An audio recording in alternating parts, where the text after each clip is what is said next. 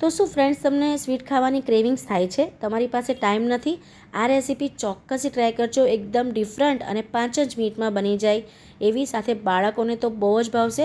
અત્યારે વેકેશન ચાલે છે, બાળકો અવારનવાર કંઈક ને કંઈક માગતા હોય છે. આ રેસીપી ચોક્કસથી ટ્રાય કરજો. હવે બિસ્કિટને મેં બાઉલમાં કાઢી લીધા છે, નથી એનું ક્રીમ કાઢવાનું આપણે. આ રીતે આપણે એને બિસ્કિટને મેં ભૂકો કરી લીધો છે બિસ્કિટનો.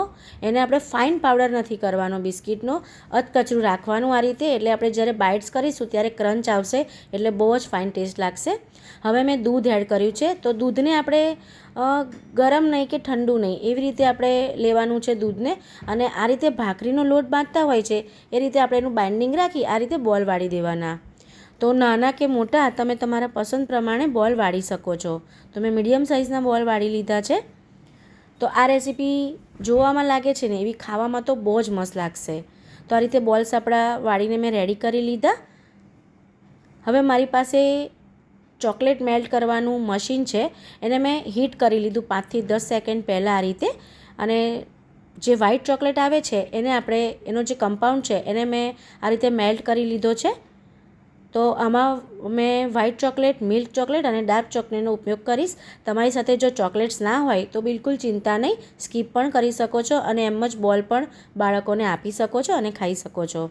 તો આ રીતે જે ચોકલેટનું મેલ્ટ કરવાનું મશીન આવે છે ને, બહુ જ ફાઇન આવે છે. મેં ઓનલાઈન પરચેસ કર્યું હતું. ફટાફટ મેલ્ટ પણ થઈ જાય છે. તમે જોઈ શકો છો કેટલી મિનિટમાં આપણું ચોકલેટ મેલ્ટ થઈ ગઈ. તો આ રીતે મેં વ્હાઇટ ચોકલેટમાં ડીપ કરી લીધા છે બોલ્સને, જે ઓરિયો બોલ્સ આપણે વાળ્યા એને. સાથે હવે મિલ્ક ચોકલેટ લીધી, એને પણ હું મેલ્ટ કરી લઈશ આ રીતે.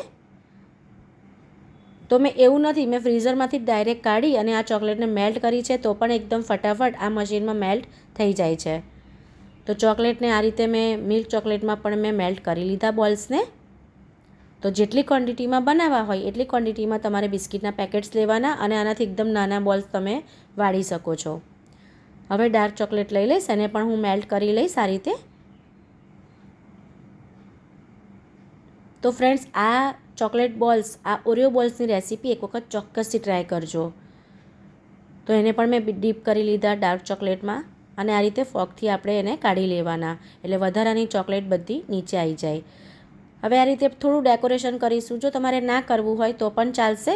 તો પાઇપિંગ બેગ છે મારી સાથે, એમાં મેં ચોકલેટને એડ કરી અને આ રીતે ડેકોરેશન કરી લીધું. થોડી ડિઝાઇનથી સરસ લાગે છે જોવામાં, અને બાળકો તો જોઈને જ ખાઈ લેશે. એટલા ફાઇન આ ઓરિયોના બોલ્સ લાગે છે અને એકદમ જલ્દી 5 જ મિનિટમાં. આ રીતે મારી સાથે પાઇપિંગ બેગ છે, એમાં મેં ચોકલેટને ભરી લીધી છે. તો આ રીતે આપણે કરી લેવાનું છે. મેં થોડી ડિઝાઇન કરી, તમારે પસંદ પ્રમાણે ડિઝાઇન કરી શકો છો, તો અધરવાઇઝ સ્કીપ પણ કરી શકો છો. તો આ રીતે મારી સાથે થોડા સ્પ્રિંકલ હતા, એ પણ હું સ્પ્રિંકલ કરીશ ચોકલેટ બોલ્સ પર, ઓરિયો બોલ્સ પર.